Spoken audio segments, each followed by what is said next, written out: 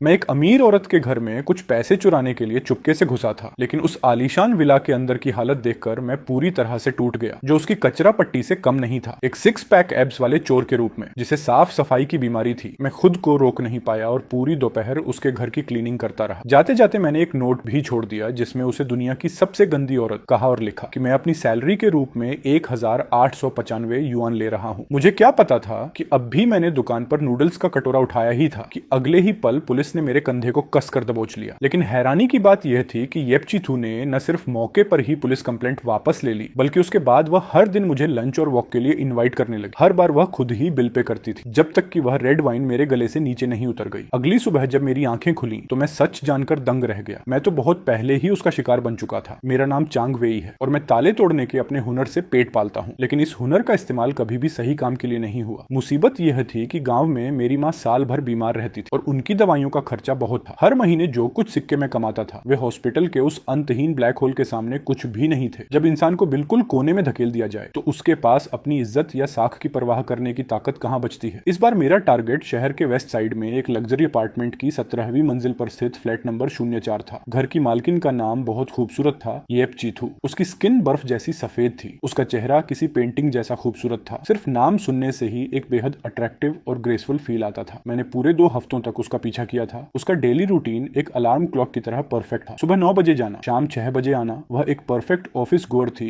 जिसमें कोई कमी नहीं निकाली जा सकती थी। इस तरह के टारगेट पर हाथ साफ करने में रिस्क बहुत कम था और यह सचमुच मेरे लिए एक परफेक्ट मौका था। आज जाल फेंकने का सही टाइम था। मैंने अपार्टमेंट की लॉबी तक उसका पीछा किया। उस पतली और खूबसूरत पीठ को बेसमेंट गैरेज की तरफ मुड़ते हुए देखकर मैंने अपने मन में पूरे 10 मिनट गिने, ताकि यह पक्का हो सके कि वह वापस नहीं आएगी। इसके बाद मैंने अपनी कैप को नीचे खींचा और आराम से ऊपर चला गया। टूल्स को चुपचाप लॉक के अंदर डाला गया, कलाई को कुछ बार धीरे से घुमाया और एक क्लिक की आवाज के साथ दरवाजा आसानी से खुल गया। मैं अंदर सरक गया और हाथ से दरवाजा वापस बंद कर लिया। पूरा मूवमेंट पानी के बहाव की तरह स्मूथ था, लेकिन अगले ही सेकंड रात के बचे हुए खाने की खट्टी बदबू, बिना धुले गंदे कपड़ों की स्मेल और परफ्यूम की महक से मिक्स होकर एक अजीब सा मिक्स सेंट सीधे मेरे चेहरे पर आया। मैं एंट्रेंस पर ही जम गया। मुझे लगा कि मैं किसी गलत दरवाजे से एक कचरा डंपिंग ग्राउंड में आ गया हूँ। मैं जानता हूँ कि आजकल के यंगस्टर्स के घर थोड़े बिखरे होते हैं, लेकिन इस लेवल की गंदगी देखना मेरे लिए भी पहली बार था, जबकि मैं खुद को दुनिया का एक एक्सपीरियंस्ड बंदा मानता हूँ। सोफे पर कपड़ों का ढेर पहाड़ की तरह लगा हुआ था। यह पहचानना नामुमकिन था कि कौन सा साफ है और कौन सा बदबूदार है। टी टेबल पर लंच बॉक्स एक के ऊपर एक रखे थे और उनके अंदर अभी भी बचा हुआ खाना था। कुछ बॉक्स में तो फंगस भी लग चुकी थी। फ्लोर पर पैर रखने की भी जगह नहीं थी। कैंडी के रैपर्स, कॉस्मेटिक की बोतलें और एक्सप्रेस डिलीवरी के कार्टन चारों तरफ बिखरे पड़े थे। मुझे तो शक होने लगा कि क्या वह अपने घर में कभी जमीन पर चलती भी है या फिर वह हवा में उड़ती रहती है। शिट, क्या यह सच में उस येपचीथू नाम की परी का घर है? उसकी वह ग्रेस कहाँ गई? क्या वह इस घर के माहौल में गायब हो गई? मेरी प्रोफेशनल एथिक्स तुरंत फिजिकल डिस्कम्फर्ट की एक तेज लहर में डूब गई। मेरी रगों में बसी साफ सफाई की आदत इस हद तक गंदे एनवायरनमेंट को बर्दाश्त नहीं कर सकती थी। मेरे दिल में एक अनजानी आग भड़क उठी। इतना खूबसूरत घर जिसमें दोनों तरफ से अच्छी वेंटिलेशन थी और इंटीरियर भी इतना शानदार था, वह इसे पिगस्टी कैसे बना सकती है? ठीक है, तुम जीत गई। चोरी का काम अभी के लिए साइड में रखते हैं। अगर इस जगह को इंसानों के रहने लायक साफ नहीं किया गया तो चोरी करने के लिए पैर रखने की जगह भी नहीं मिलेगी। अगर यह बात बाहर फैल गई तो इस प्रोफेशन की सारी इज्जत मिट्टी में मिल जाएगी। अपने टूल बैग को दरवाजे के कोने में फेंक कर मैंने अपनी आस्तीनें चढ़ाई और काम पर लग गया। मैं शाम के 4:30 बजे तक लगातार मेहनत करता रहा। मैं चांग वेई, एक अच्छी पर्सनैलिटी वाला लड़का जो साल भर काम करके 6 पैक एब्स वाली बॉडी पा चुका है, एक मेल थीफ होकर भी येपचीथू के विला में पसीने से तरबतर होकर एक वॉलंटियर क्लीनर की तरह काम कर रहा था। कचरा साफ करना, टेबल पोंछना, पोछा लगाना और उन महंगे दिखने वाले कपड़ों को अलग अलग कैटेगराइज करना मेरा काम बन चुका था। किसे हैंगर में टांगना है और किसे वॉश करने के लिए अलग रखना है, सब मैंने किया। किचन के सिंक में बर्तन इतने दिनों से भीगे थे कि उनमें फंगस उगने वाली थी। बाथरूम में जाने पर वॉश बेसिन पर कॉस्मेटिक्स की बोतलें बिखरी पड़ी थी। मैं काम करते करते मन ही मन गालियां दे रहा था। यह काम 18 ताले तोड़ने से भी ज्यादा थका देने वाला था। जब मैंने आखिरी कचरे के बैग को बांधा तो खिड़की के बाहर अंधेरा छाने लगा था। अपने सामने चमचमाते लिविंग रूम को देखकर, जिसका फ्लोर इतना साफ था कि उसमें चेहरा देखा जा सकता था, मुझे राहत मिली। सब कुछ सलीके से अरेंज था और हवा में अब सिर्फ फ्लोर क्लीनर की लेमन फ्रेश खुशबू बची थी। मैंने एक गहरी सांस ली और मेरे अंदर अचीवमेंट की एक अजीब सी फीलिंग आई। ये सच में बहुत थका देने वाला था। मैं कुछ कीमती सामान ढूंढने के लिए उसके बेडरूम में गया। बेडसाइड टेबल के दराज में कुछ कैश और कुछ ज्वेलरी बिखरी पड़ी थी। काफी ढूंढने के बाद कैश ज्यादा नहीं मिला। टोटल 1895 युआन थे। हाथ में पैसे लेकर मेरे दिल को थोड़ा सुकून मिला। चलो ठीक है, इसे इस भाई की मजदूरी समझ लेते हैं। हालांकि ये पेमेंट मेरी मेहनत के मुकाबले बहुत कम थी। मैंने एक स्टिकी नोट ढूंढा और अपनी उस लिखावट में, जिसे मैं काफी स्टाइलिश समझता हूँ, एक मैसेज छोड़ छोड़ दिया। इतना खूबसूरत घर होने के बाद भी तुमने इसकी क्या हालत बना रखी है। मुझ जैसा चोर भी इसे देखकर बर्दाश्त नहीं कर पा रहा था। जैसे ही तुम ऑफिस गई मैंने सफाई शुरू कर दी। पूरा दिन लग गया इसे ठीक करने में।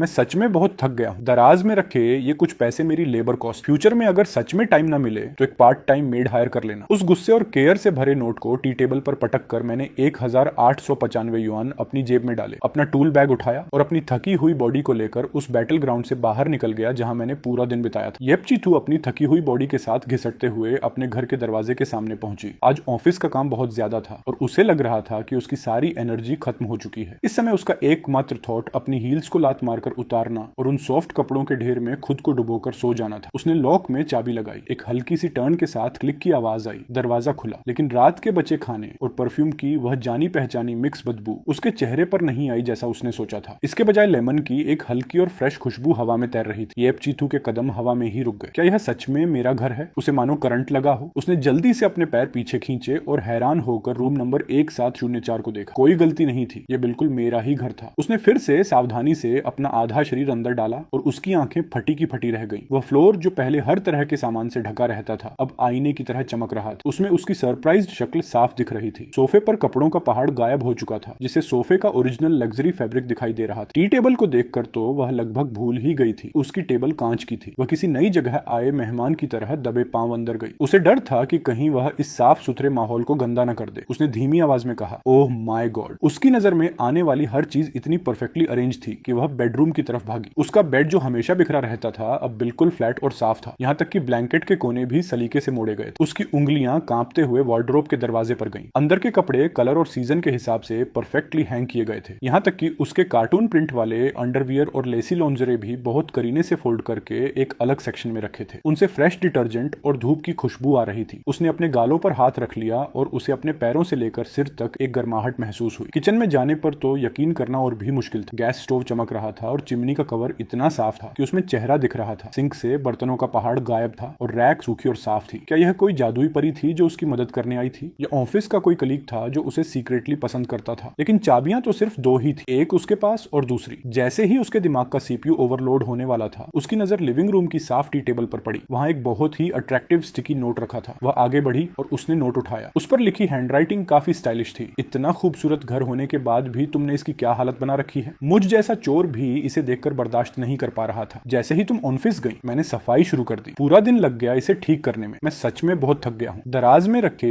ये 1000 से ज्यादा युआन मेरी लेबर कॉस्ट। फ्यूचर में अगर सच में टाइम ना मिले तो एक पार्ट टाइम मेड हायर कर लेना। एक चोर का ये नोट पढ़कर येपचीथू अचानक होश में आई और बेडरूम की तरफ भागकर बेड साइड टेबल की दराज को खोल दिया। अंदर बिखरे हुए पैसे गायब थे। उसके पैरों के नीचे से जमीन खिसक गई। घर में चोरी हुई थी, लेकिन इस चोर को क्या कोई बीमारी थी? ज्वेलरी और गैजेट्स को हाथ भी नहीं लगाया। सिर्फ 2000 युआन से कम कैश लिया और बदले में घर की ऐसी डीप क्लीनिंग करके गया जो कोई प्रोफेशनल भी ना कर पाए। ऊपर से एक नोट छोड़कर उसे एडवाइस भी दे गया। क्या इस सिचुएशन में कुछ अजीब नहीं था? उसे अचानक लिविंग रूम के फिल्टर में छिपा छोटा हिडन कैमरा याद आया। उसने तुरंत अपना फोन निकाला और वीडियो फुटेज चेक की। उसने वीडियो को फास्ट फॉरवर्ड किया। स्क्रीन पर एक लंबे कद का आदमी उसके जाने के तुरंत बाद बहुत ही प्रोफेशनल तरीके से ताला तोड़कर अंदर घुसता हुआ दिखा। येपचीथू का दिल जोरों से धड़कने लगा। उसने देखा कि घर में घुसने के बाद उस आदमी का रिएक्शन भी बिल्कुल वैसा ही था जैसा कुछ देर पहले उसका था। वह बिल्कुल स्तब्ध रह गया था। कैमरे ने उसके चेहरे के शौक और उस लाचारी को साफ कैप्चर किया था। इसके बाद एक मजेदार सीन शुरू हुआ। उसने तुरंत चोरी के लिए सामान ढूंढना शुरू नहीं किया, बल्कि वह हाथ कमर पर रखकर खड़ा हो गया। उसने एक गहरी सांस ली और घर की गंदगी पर अपने गुस्से को कंट्रोल किया। फिर उसने जैसे कोई बड़ा डिसीजन लिया हो और अपना टूल बैग दरवाजे के पास फेंक दिया। इसके बाद कैमरे ने जो रिकॉर्ड किया वह क्लीनिंग इंडस्ट्री का एक चमत्कार। कचरा फेंकना, टेबल पोंछना, पोछा लगाना, कपड़ों को अरेंज करना, उसका हर एक्शन बहुत ही परफेक्ट और डिटेल्ड था। खासकर जब उसने उस आदमी को कैमरे में अपनी भौहें सिकोड़ते हुए लेकिन बहुत ही केयरफुली उसके लॉन्जरे और उन पर्सनल कपड़ों को धोते हुए देखा जो उसने यहाँ वहां फेंके थे, तो येपचीथू के गाल शर्म से लाल हो गए। ये सचमुच बहुत एम्बैरेसिंग था, लेकिन न जाने क्यों स्क्रीन पर उस अजनबी आदमी की पसीने से तरपीठ को देखते हुए, जो कभी किसी जिद्दी दाग से परेशान होकर इरिटेट हो रहा था तो कभी किसी कोने को साफ करके मुस्कुरा रहा था, वह अपनी हंसी नहीं रोक पाई। उसके दिल में एक अजीब सी फीलिंग आने लगी थी। उसका काम करने का तरीका, उसकी मस्कुलर बॉडी के कट और जब वह झुकता था तो उसके एब्स की झलक, यह सब देखकर उसने खुद को रोका। मैं यह क्या सोच रही हूँ, वह एक चोर है। वीडियो का आखिरी सीन उस मोमेंट पर रुका जब वह आदमी पैसे लेकर बाहर जा रहा था। येपचीथू फोन को पकड़े हुए सोफे पर सिमट गई। उसका दिल कंट्रोल से बाहर धड़क रहा था। उसका दिमाग बार बार उसी सीन को लूप में प्ले कर रहा था। एक हैंडसम और डैशिंग आदमी जो साफ सफाई के अपने अजीब अजीब से जुनून के साथ इतने अनोखे तरीके से उसकी लाइफ में एंटर कर चुका था। वह जितना सोचती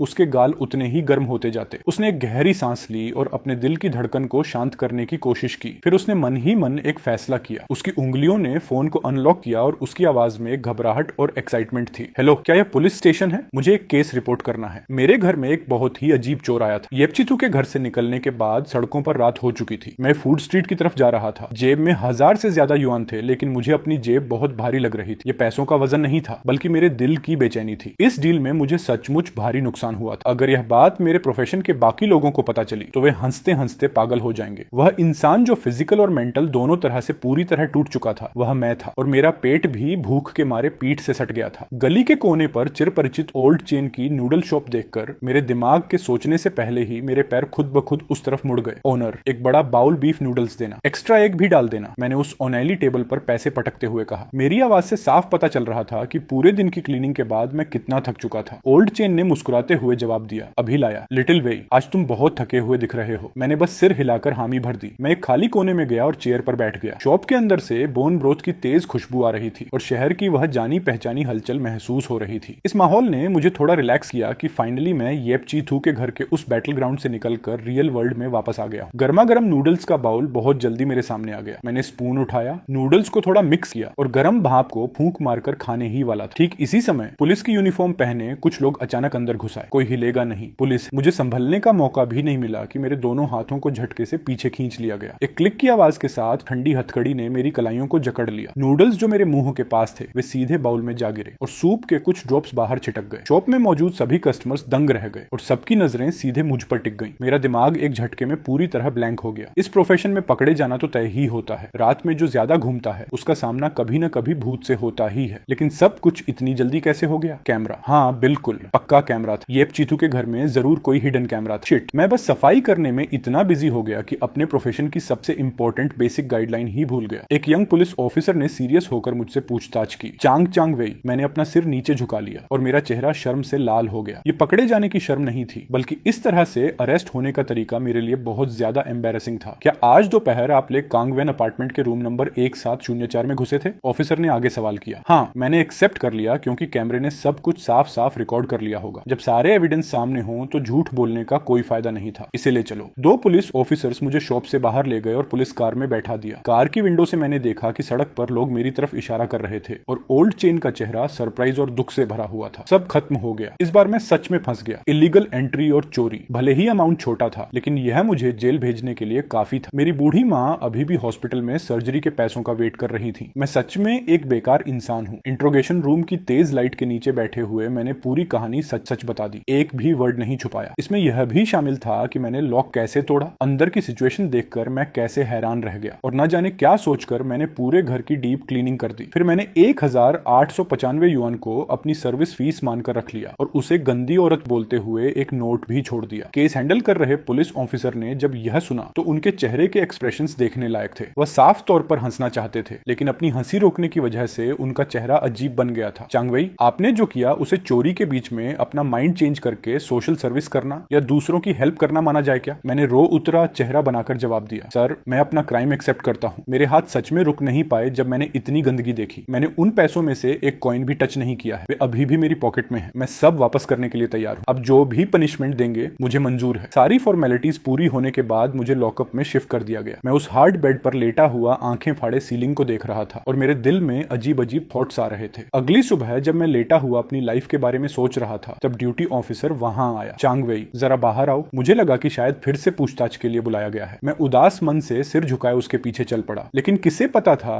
कि विजिटिंग रूम में यूनिफॉर्म वाले ऑफिसर्स के अलावा एक लेडी भी खड़ी थी। विजिटिंग रूम के माहौल में एक अजीब सी नर्वसनेस और टेंशन महसूस हो रही थी। मैंने अपना सिर झुका लिया और बस अपनी नजरों के कोने से उस ग्रेसफुल फिगर को देखा। आज येपचीतू ने एक लाइट ब्लू कलर की ड्रेस पहनी थी और उसके लंबे काले बाल उसके कंधों पर बिखरे हुए थे। इस समय वह एक ऑफिसर के पास खड़ी थी। उसकी आंखों में थोड़ी शर्मिंदगी थी, लेकिन साथ ही एक अजीब सी एक्साइटमेंट भी साफ दिख रही थी। चांगवेई, सही कहा ना? एक सीनियर ऑफिसर ने अपनी आवाज बुलंद की। हमारे वेरिफिकेशन और मिस येपचीतू के साथ डायरेक्ट बातचीत के बाद कुछ चीजें हैं जो हम आपको क्लियर करना चाहते हैं। मेरा दिल जोर से धड़का और मैं अपने फाइनल जजमेंट का वेट करने लगा। सबसे पहले, हमारे लोकल रूल्स के मुताबिक चोरी के मामले में क्रिमिनल केस तभी बनता है जब अमाउंट 2000 युआन से ज्यादा हो। ऑफिसर थोड़ा रुके, उनकी नजर मुझ पर गई और फिर उन्होंने येप चीथू की तरफ देखा। आपने उस दिन जो कैश लिया था मिस येप ने उसे कंफर्म किया है। टोटल अमाउंट 1895 युआन है। ये अमाउंट सच में क्रिमिनल लिमिट से कम है। इसके बाद ऑफिसर की आवाज थोड़ी सॉफ्ट हो गई। मिस येप चीथू ने पूरी सिचुएशन को समझने के बाद खुद अपनी मर्जी से एक रिटन स्टेटमेंट सबमिट किया है, जिसमें उन्होंने कहा है कि वह इस मामले को आगे नहीं बढ़ाना चाहती और आपके खिलाफ कोई लीगल एक्शन नहीं लेंगी। ये सुनकर मैंने तुरंत अपना सिर उठाया और यकीन न होने वाली नजरों से येप चीथू को देखा। उसने भी उसी पल चुपके से मेरी तरफ देखा। हमारी नजरें बीच में ही मिल गईं और वह एक छोटे हिरण की तरह डर कर तुरंत अपनी नजरें दूसरी तरफ घुमा गई। सबसे अजीब बात यह थी कि उसके गोरे गालों पर एक साफ दिखने वाली लाली छा गई थी। मैंने येप चीथू के घर का ताला तोड़ा था और उसके 1000 से ज्यादा युआन ले लिए थे। उसने न सिर्फ कोई एक्शन नहीं लिया बल्कि उल्टा कंप्लेंट भी वापस ले ली। फाइनली ऑफिसर ने अपना गला साफ किया और अपने चेहरे को सीरियस बनाए रखने की कोशिश की। आपका यह एक्शन भले ही इलीगल ट्रेसपॉसिंग और चोरी की इंटेंशन के अंडर आता है, लेकिन इस केस की सिचुएशन सच में बहुत अजीब और स्पेशल है। सब कुछ ध्यान में रखते हुए, क्योंकि ये आपका फर्स्ट ऑफेंस है, आपका बिहेवियर भी काफी हेल्पफुल रहा है और अमाउंट भी क्रिमिनल लिमिट से कम है। ऊपर से विक्टिम ने आपको पूरी तरह माफ कर दिया है। हमारी टीम ने डिस्कशन के बाद इस मामले में अपना फाइनल डिसीजन लिया है। आपको सभी क्रिमिनल चार्जेस से फ्री किया जाता है। कोई क्रिमिनल केस नहीं, मैं बिल्कुल सेफ था। ये सरप्राइजिंग खुशी इतनी बड़ी थी कि सीधे मेरे सिर पर आ गिरी और मेरा सिर चकराने लगा। लेकिन तभी ऑफिसर की आवाज का टोन अचानक बदल गया। कानून बिल्कुल भी कोई मजाक नहीं है। किसी दूसरे के घर में इलीगल एंट्री करना अपने आप में ही कानून का एक साफ उल्लंघन है। आपके इस एक्शन के स्पेशल कैरेक्टर और सोशल ऑनर्डर पर पड़ने वाले इसके इम्पैक्ट को देखते हुए हमने फाइनली आपको पनिशमेंट देने का डिसीजन लिया है। आपको 15 दिनों के लिए एडमिनिस्ट्रेटिव कस्टडी में भेजा जाता है। साथ ही जरूरी लीगल एजुकेशन भी दी जाएगी। उम्मीद है कि आप अपनी गलती पर गहराई से सोचेंगे। इसके बाद अपना सिर ऊंचा करके एक सही रास्ते पर चलकर अपनी लाइफ जी। जेल जाने की उस बड़ी सजा के मुकाबले जो मेरे सिर पर मंडरा रही थी, ये 15 दिनों की कस्टडी तो ऐसी थी जैसे किसी डेथ पेनल्टी को सीधे सबसे लाइट पनिशमेंट में बदल दिया गया हो। ये इतनी हल्की थी कि मैं खुशी के मारे हवा में उड़ने लगा था। मुझे यह मंजूर है, मैं अपनी गलती पर जरूर गहराई से सोचूंगा। गवर्नमेंट का थैंक यू, ऑफिसर्स का थैंक यू। मैंने लगातार अपना सिर हिलाते हुए कहा। मेरे दिल पर जो एक बहुत बड़ा पत्थर रखा था वह फाइनली सेफली नीचे उतर चुका था। सारी फॉर्मेलिटीज पूरी होने के बाद मैं कस्टडी रूम में अपनी हाजिरी लगाने के लिए ड्यूटी ऑफिसर के पीछे पीछे चल पड़ा। जिस मोमेंट मैं येप चीथू के पास से गुजरा, मैं खुद को रोक नहीं पाया और मेरे कदम वहीं रुक गए। मैंने अपनी उलझनों से भरी नजरों से उसकी तरफ देखा। वह, मिस येप, आपका बहुत बहुत थैंक यू। मैंने किसी तरह ये एक लाइन बोली। मुझे सच में समझ नहीं आ रहा था कि इस सिचुएशन में उसके सामने कैसा चेहरा बनाकर खड़ा हो। इस विक्टिम के साथ चोरी करने के लिए इलीगल एंट्री करने के बाद एंड में मुझे क्रिमिनल चार्जेस से फ्री होने का लेटर मिल गया था और साथ ही 15 दिनों का एक वेकेशन पैकेज भी गिफ्ट में मिला था, जिसमें रहना खाना फ्री था और साथ में लीगल एजुकेशन भी थी। मेरा यह एक्सपीरियंस सच में दुनिया में सबसे यूनिक था। येप चीथू ने अपना चेहरा उठाया। उसके गालों की लाली अभी तक पूरी तरह गायब नहीं हुई थी। उसने जल्दी से अपनी आवाज धीमी करते हुए कहा, एक्चुअली मुझे आपका थैंक यू कहना चाहिए मेरे घर को इतनी अच्छी तरह साफ करने के लिए। इससे पहले मेरा घर कभी भी इतना सलीके से अरेंज नहीं रहा था। उसकी आवाज धीरे धीरे और धीमी होती गई, जैसे कोई फुसफुसाहट हो। पास खड़े ड्यूटी ऑफिसर ने सिचुएशन को संभालते हुए खांसने की एक्टिंग की। मैं जल्दी से ऑफिसर के पीछे चल पड़ा। मेरे दिल के अंदर जैसे सारे मसालों के डिब्बे एक साथ खुल गए थे, जिसमें नमकीन, मीठा, खट्टा और कड़वा सब कुछ मिक्स हो गया था। इस लेडी के दिमाग का स्ट्रक्चर आखिर किस तरह का बना हुआ है। कस्टडी रूम में वे 15 दिन धीरे धीरे बीत गए। हर दिन लीगल एजुकेशन की पढ़ाई करने के अलावा बाकी का सारा टाइम मैं अपनी लाइफ के बारे में सोचने में बिताता था। मैंने अब पूरी तरह से मन बना लिया था। इस तरह के गलत कामों को मैं अब कभी हाथ भी नहीं लगाऊंगा। इस बार तो किस्मत अच्छी थी जो बच गया। अगली बार सिचुएशन क्या होगी यह कोई नहीं बता सकता। भले ही हॉस्पिटल में एडमिट मेरी बूढ़ी माँ के लिए ही सही, मुझे जीने के लिए एक रिस्पेक्टेबल और अच्छी जॉब ढूंढनी ही होगी। जब मैं जेल के मेन गेट से बाहर निकला तो बाहर की धूप आंखों को चौंधिया रही थी। मैंने फ्रीडम की उस ताजी हवा में एक गहरी सांस ली और अपनी लाइफ का एक नया चैप्टर शुरू करने के लिए तैयार हो गया। लेकिन किसे पता था कि जैसे ही मैं सड़क के कोने पर पहुंचा, एक चमचमाती व्हाइट पोर्श कार धीरे से आकर मेरे ठीक पास रुक गई। कार की विंडो का ग्लास धीरे धीरे नीचे हुआ और अंदर से येप चीथू का अट्रैक्टिव और फ्रेश चेहरा दिखाई दिया। चांगवेई, तुम बाहर आ गए। मैं वहीं पर जम गया। मेरे दिमाग में खतरे का अलार्म जोरों से बजने लगा। ये लड़की अब क्या नया ड्रामा कर रही है? मिस येप, आपको मुझसे कोई काम है क्या? ये केस तो ऑलरेडी क्लोज हो चुका है ना? वह अब मुझसे क्यों मिलना चाहती है? येप चीथू ने अपने नीचे के होंठ को दांतों से दबाया, जैसे उसने कोई बहुत बड़ा डिसीजन लिया हो। वह, तुम्हारी फ्रीडम को सेलिब्रेट करने के लिए मैं तुम्हें लंच पर इन्वाइट करना चाहती हूँ। इसे बस एक थैंक यू समझ लो। पिछली बार तुमने मेरे घर को साफ करने में जो मेहनत की थी उसके लिए मेरी आंखें फटी की फटी रह गईं। मुझे शक हुआ कि कहीं मेरे कानों में तो कोई प्रॉब्लम नहीं है। एक विक्टिम खुद चोर को पार्टी के लिए इन्वाइट कर रही थी और रीजन ये था कि चोर ने उसके घर में इलीगल एंट्री करके वहां की सफाई की थी। वह, मिस येप, मुझे लगता है कि यह ठीक नहीं है। पास्ट में मैंने जो किया, अरे छोड़ो भी, पास्ट की बातें अब भूल जाओ। कंप्लेंट वापस लेने का लेटर तो मैं पहले ही दे चुकी हूँ। तुम बस यह बताओ कि तुम मेरी बात मान रहे हो या नहीं। उसका बात करने का तरीका थोड़ा जिद्दी और क्यूट था, लेकिन उसकी आंखों में एक अजीब सा वेटिंग पीरियड था और साथ ही भी एक ऐसा कॉन्फिडेंस था जिसे कोई भी रिफ्यूज नहीं कर सकता था। उसके इस अंदाज को देखकर मैं जैसे अपना होश खो बैठा। न जाने क्या सोचकर मैंने अपना सिर हाँ में हिला दिया। ठीक है फिर।